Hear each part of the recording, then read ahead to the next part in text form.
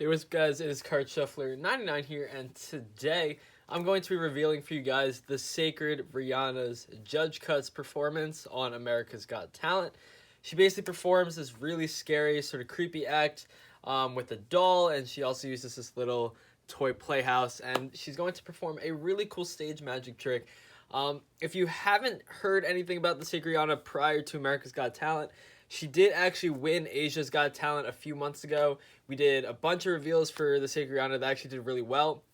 And the trick that she's performing today is very, very similar to something that she performed on Asia's Got Talent. There's slight differences here and there, but the majority of the trick is generally going to be the same. So we're going to be breaking this trick down for you guys today. Now, if you haven't actually seen the performance yet, be sure to hit the link in the description. We'll put a link to the performance down below, and you guys can go ahead and check that out.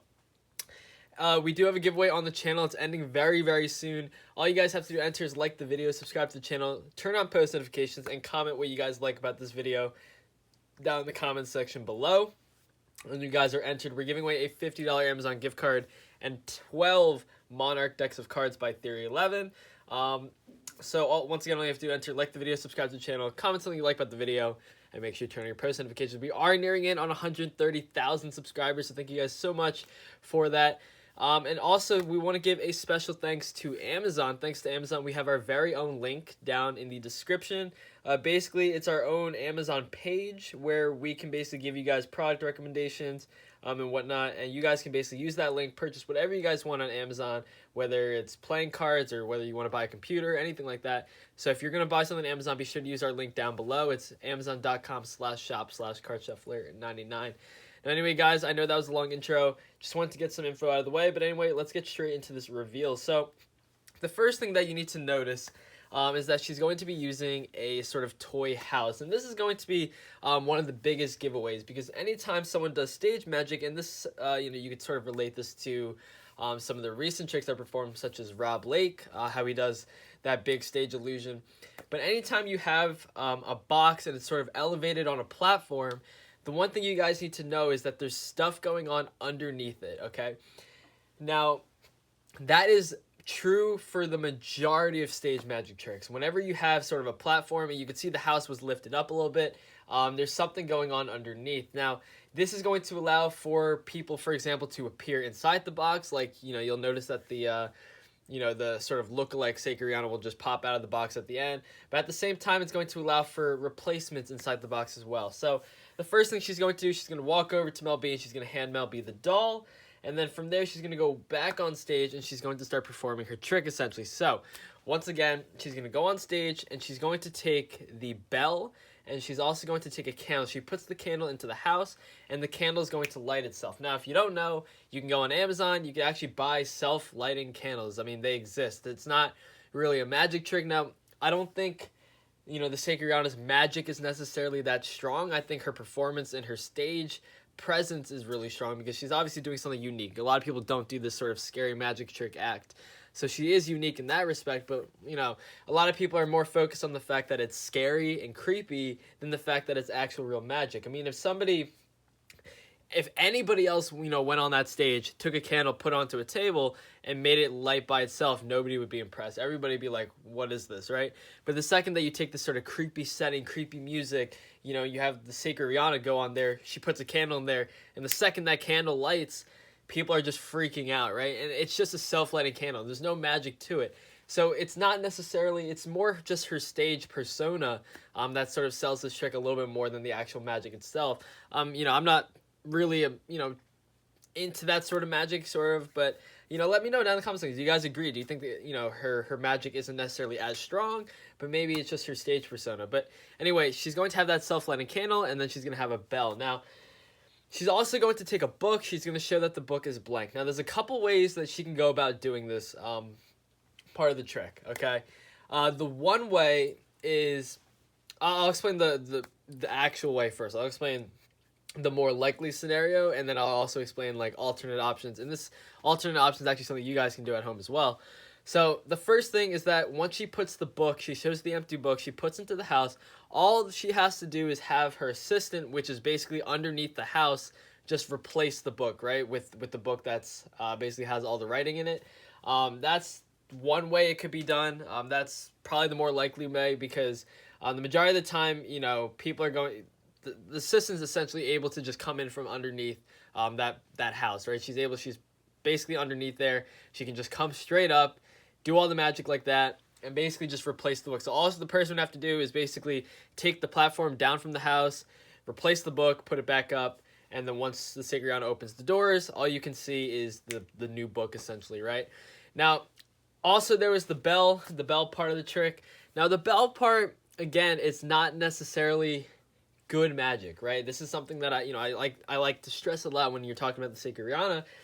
While it might be a decent trick to some people, it's just the fact that the bell's ringing. People don't understand what's actually happening here. Just because you put a bell into a box, close the box, and then you start hearing the sound of a bell, doesn't mean that there's actually like some spirit or something in there, or the doll is shaking the bell inside the house. I mean, people are like, oh, the bell in the house is shaking now.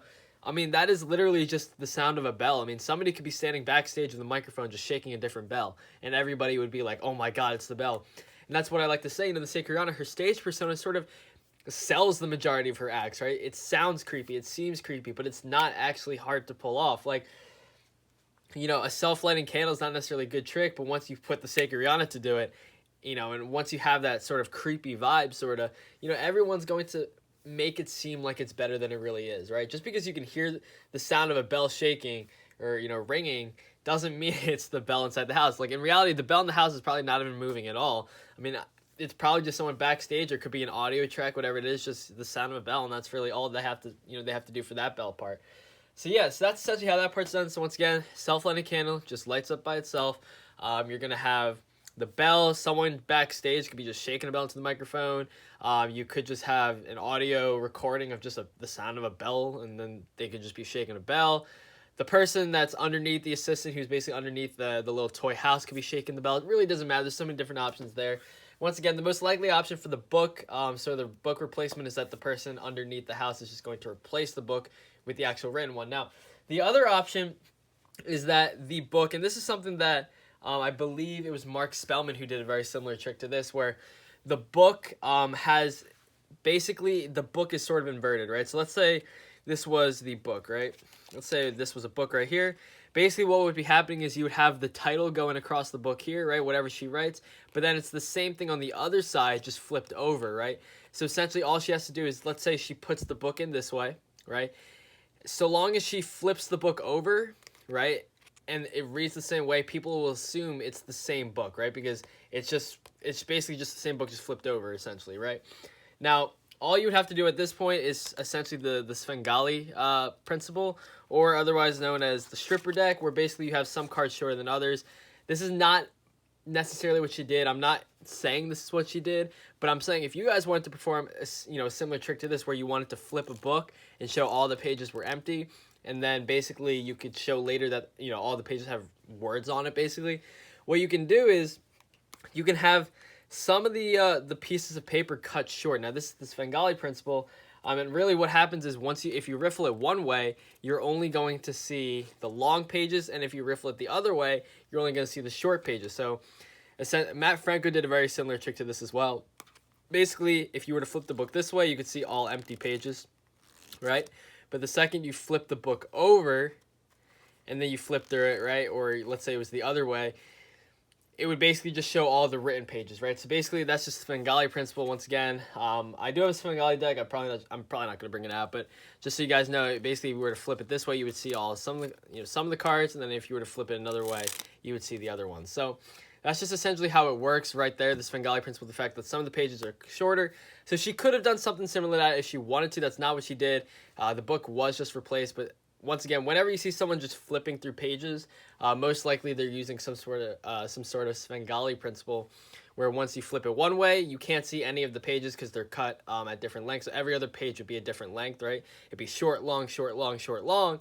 And when you flip through it, your thumb can only brush through a certain length of card, basically, and then they're only going to see all the blank pages, and then all the long pages would have writing on it, and then once you flip it the other way, all they can see is the long pages, so all they can see are the pages that have writing on it.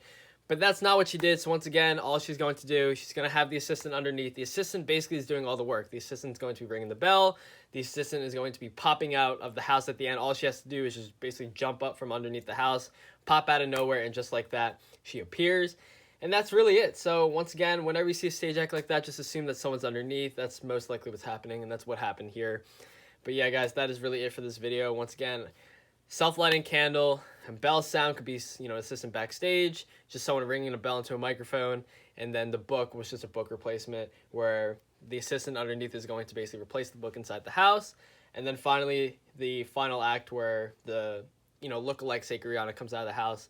Again, that's just her popping out from the underneath the house, and that's really it. Anyway, guys, hope you enjoyed the video. Anyway, this is Card Shuffler 99. Peace out.